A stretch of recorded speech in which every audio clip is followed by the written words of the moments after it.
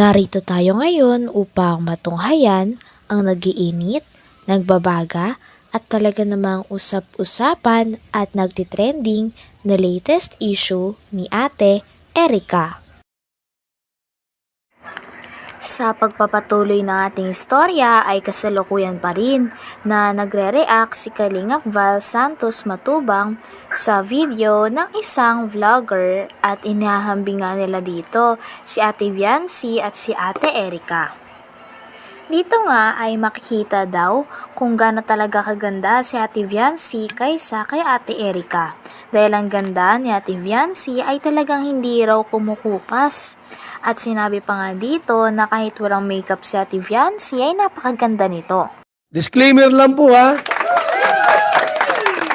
Sa live na ito ay wala tayong aapakan. Ihahambing lang natin yung outside at inside. Unahin na po ang panlabas na anyo ni Erica at ni Viancy. Doon tayo sa buhok. Sabok tayo mula ulo hanggang talampakan. Uulitin ko po mga kalingap itong ating pong intro. Sa live nating ito, pag-uusapan natin ang kaibahan ng maganda at may itsura. Okay? Katulad ni Erica na may itsura lang, na di katulad ni Viancy na tunay na maganda. Yan.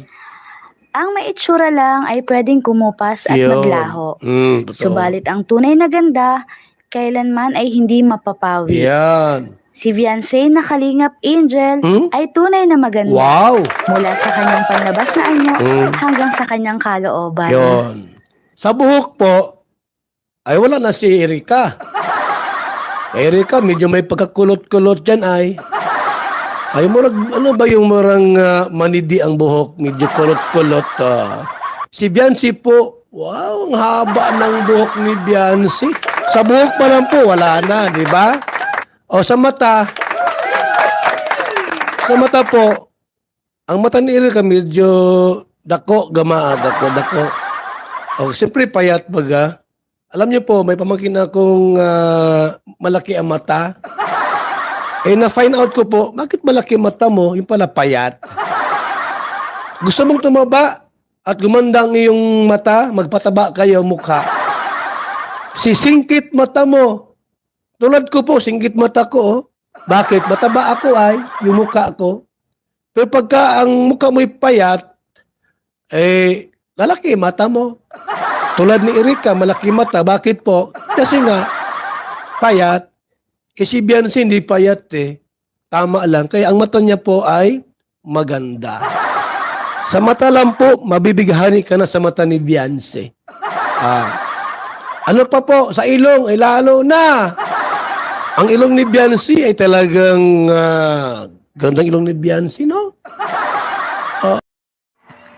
Inihambing din ni Kalingap Val Santos Matubang si Ate Erica at si Ate Viancy sa kanilang ugali, pati na rin sa kanilang loyalty. Talagang garantisado daw na ang mananalo ay si Ate Viancy dahil napaka-loyal daw nito, napakabait at marunong tumanaw ng utang na loob. Kutis ni Viancy. Kutis, dalagang tunay. Sa galaw po, mga kalingap, galaw. Ang galaw ni Viancy po ay hindi magaslaw. Pino. Hindi ko sinabing magaslaw si Erica, ha? Hindi ko sinabi, kayo may sabi niyan. Ang sinabi ko lang po, ang galaw ni Viancy, Pino. Mainhin at talagang kaakit-akit. Sa puwit po, sa puwit. Ang puwit ni Viancy, pagayaan, no? Pagayaan. Kay Erica po, pag ganito naman kay Erica, pabaliktad. Disclaimer lang, ha? Ito po sinabi ko, ayon sa aking nakikita. Ayon sa aking nakikita. Hindi ito pambubuli. Hindi po. Sinabi ko lang, ayon sa aking nakikita at nakikita rin po ninyo. Baka isipin nyo, binubuli ko si Erica na po. Diba sabi ko, si Erica po hindi maganda. May itsura lang. May itsura lang. Yan mag-ao. Sa live nating ito, pag-uusapan natin ang kaibahan ng maganda at may itsura. Yan. Katulad ni Erica na may itsura lang, na di katulad ni Beyonce na tunay na maganda. Ang may itsura lang ay pwedeng kumupas at maglaho. Pwede. Subalit ang tunay na ganda, kailanman ay hindi mapapawi. Si Diba? Beyonce na Kalingap Angel ay tunay na maganda. Wow. Mula sa kanyang panlabas na anyo At hanggang sa panloob. kanyang kalooban. O, sa panloob tayo. Sa panloob tayo mga kalingap. 5 bagay po ang ating titingnan sa panloob na anyo. 5 bagay po. Ano yung panloob? Inside. Inside appearance. Purity. About purity. Goodness. Humbleness. And sincerity and loyalty or commitment. 5 lang po yan, mga kalingap. Sa purity po, kalinisan. Kalinisan. Huwag na yung outward. Dito nga ay mapapatunayan talaga natin kung gaano kaganda si Ate Beyonce inside and outside.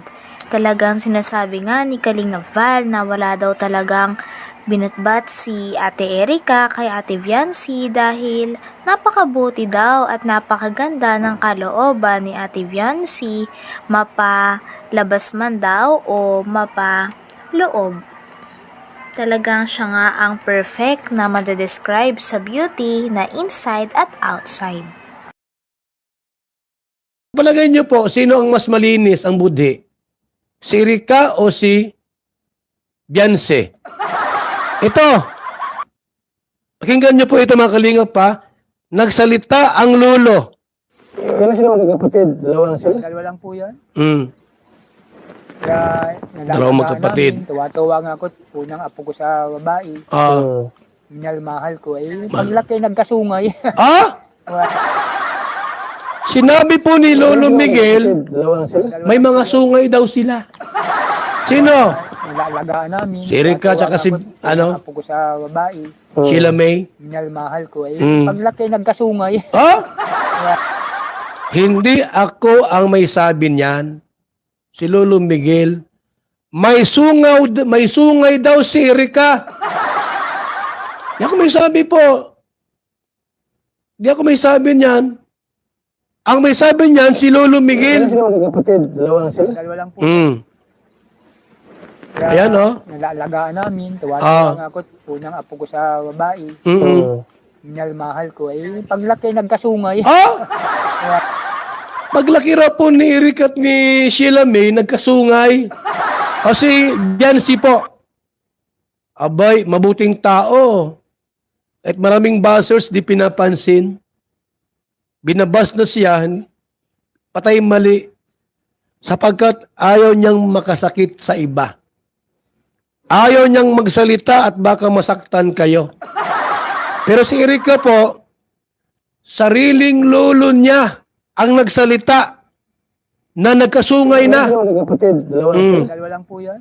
Ayan, Kaya nilalagaan namin. Tuwa-tuwa nga ako. Unang apo ko sa babae. unang apo sa babae. Minalmahal ko. Paglaki nagkasungay. Ako ba may sabi noon? Si Lolo Miguel. Yung ano po, yung humbleness, humility. Humble po si Beyonce. May mga angels tayo dyan, nagpapatunay. Ayaw ko lang ilabas yung records kasi baka ibas nyo yung mga angels ay. Baka isipin nyo, nakikialam itong mga angels na ito. O para may iwasan yung basing sa kanila, ako na lang magsasalita. Hanggang dito na lamang muna ang ating nag-iinit, nagbabaga, pinag-uusapan at talaga ng mga nagtitrending na latest issue ni Ate Erica. Maraming salamat sa inyong panunood. Hanggang sa muli. Bye!